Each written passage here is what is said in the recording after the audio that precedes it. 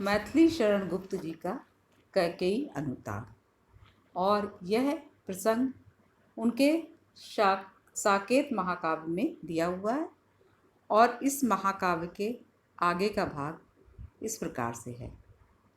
हे भरत भद्र अब कहो अभिषिप्त अपना, सब सजग हो गए भंग हुआ जो सपना। हे आर्य रहा क्या भरत अभिषिप्त अब भी, मिल गया अकंटक राज उसे जब तब भी।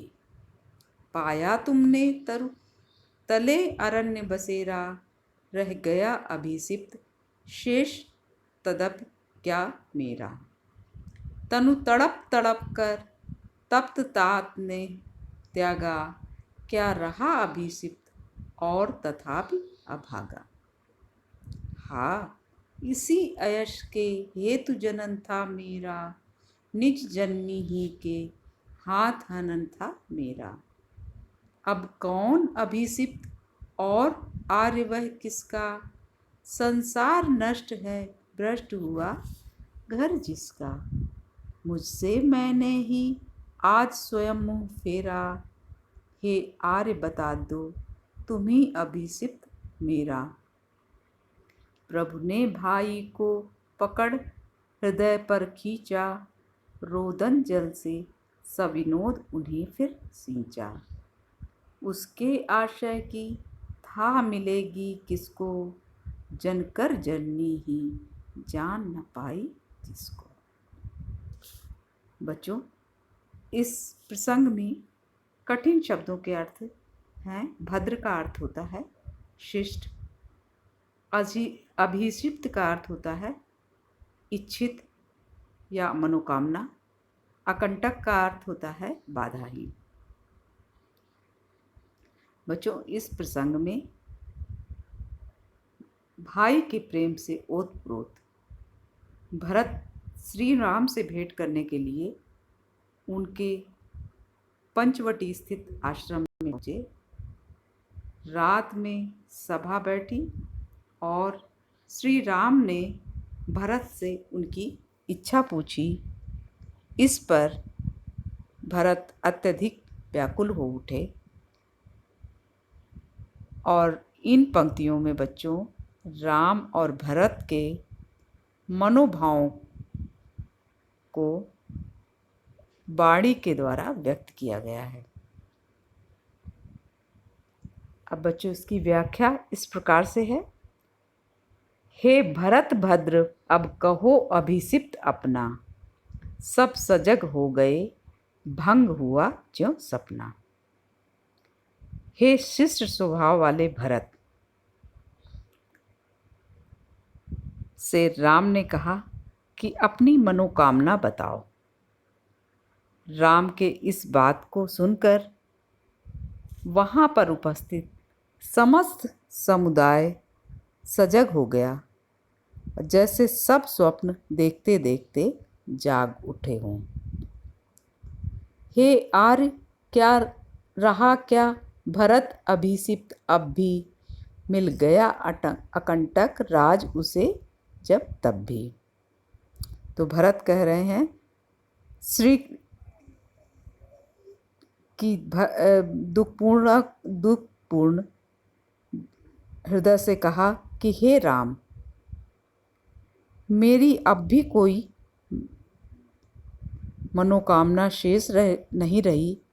मुझे तो अब बाधाहीन राज ही प्राप्त हो गया है। पाया तुमने तरुतले अरण्य बसेरा, रह गया अभिषिप्त शेष तदापि क्या मेरा। और हे भाई, मुझे तो राज मिल गया और आपको वृक्ष के नीचे कुटिया बनाकर अरण्य बसेरा मिल गया। तो अब आप ही बताइए कि मेरी कौन सी मनोकामना शेष रह गई। तनु तड़प तड़प कर तप्त तात ने त्यागा, क्या रहा अभिषिप्त और तथापि अभागा।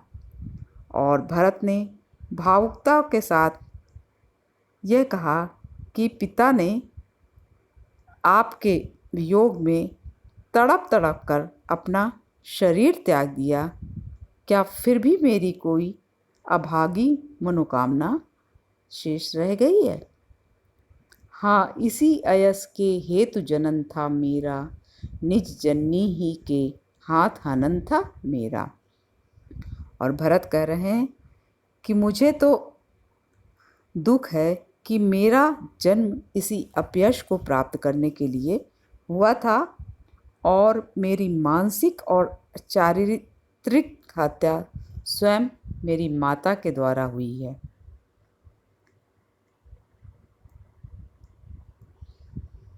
अब कौन अभिषिक्त और आर्य वह किसका, संसार नष्ट है भ्रष्ट हुआ घर जिसका।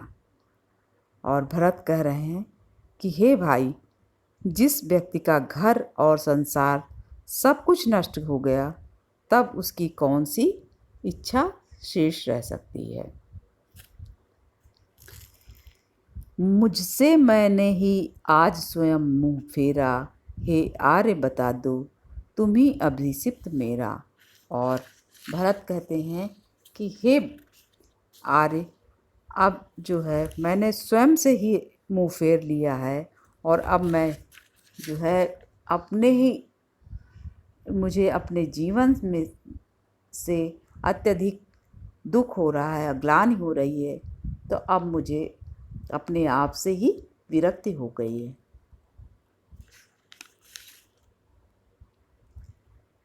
प्रभु ने भाई को पकड़ हृदय पर खींचा, रोदन जल से सब विनोद उन्हें फिर सींचा।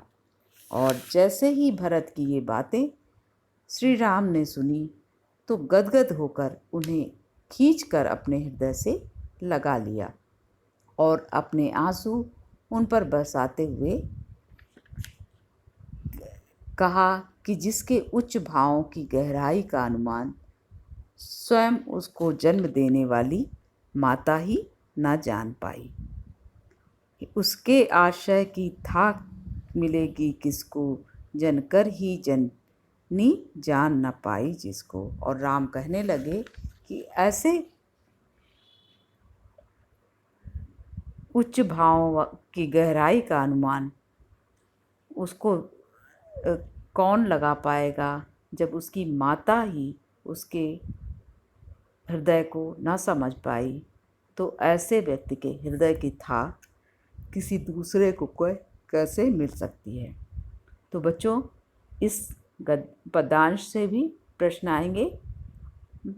तो पहला प्रश्न होगा पाठ का नाम और कवि का नाम अथवा उपर्युक्त पद्यांश का संदर्भ लिखिए।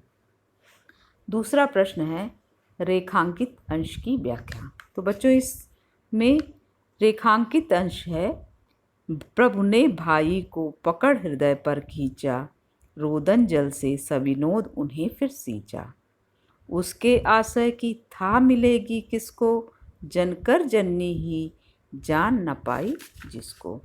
तो बच्चों, इन पंक्तियों की व्याख्या इस प्रकार होगी कि भरत के ऐसे वचनों को सुनकर श्री राम ने गदगद होकर उन्हें खींचकर अपने हृदय से लगा लिया और अपने आंसू उन पर बरसाते हुए कहने लगे कि जिसके उच्च भावों की गहराई का अनुमान स्वयं उसको जन्म देने वाली माता तक न कर पाई, उसके हृदय की था किसी और दूसरे को कैसे मिल सकती है।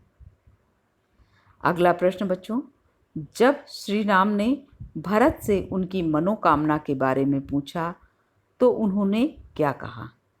इस प्रश्न का उत्तर होगा, जब श्री राम ने भरत से उनकी मनोकामना के बारे में पूछा तो उन्होंने कहा कि हे श्रेष्ठ राम, मेरी कोई मनोकामना शेष नहीं रही। मुझे तो बाधा रहित राज्य प्राप्त हो गया है और हे भाई, मुझे राज्य मिल गया और आपको वृक्षों के नीचे कुटिया बनाकर अरण्य बसेरा मिल गया। अब आप ही कि मेरी कौन सी मनोकामना शेष रह गई। अगला प्रश्न, अपने जीवन के संबंध में भरत ने श्री राम से क्या कहा? इस प्रश्न का उत्तर होगा, अपने जीवन के संबंध में भरत ने श्री राम से कहा कि हे भाई, मुझसे अपने जीवन से अधिक ग्लानि हो रही है। मुझे तो अपने आप से ही विरक्ति हो गई है, और जिसे स्वयं से ही विरक्ति हो जाए उसकी इच्छा और क्या हो सकती है। अगला प्रश्न बच्चों है कि श्री राम ने गदगद होकर भरत से क्या कहा।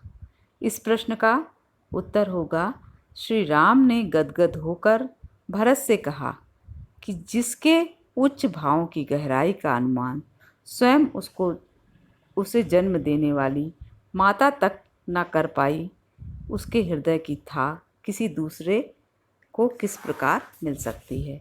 बच्चों, ये था ये पद्यांश की व्याख्या और उससे संबंधित प्रश्न। इन्हें भी आप अपनी कॉपी में नोट कर लीजिएगा और उसको बार बार पढ़ कर के अभ्यास कीजिएगा और याद करिएगा।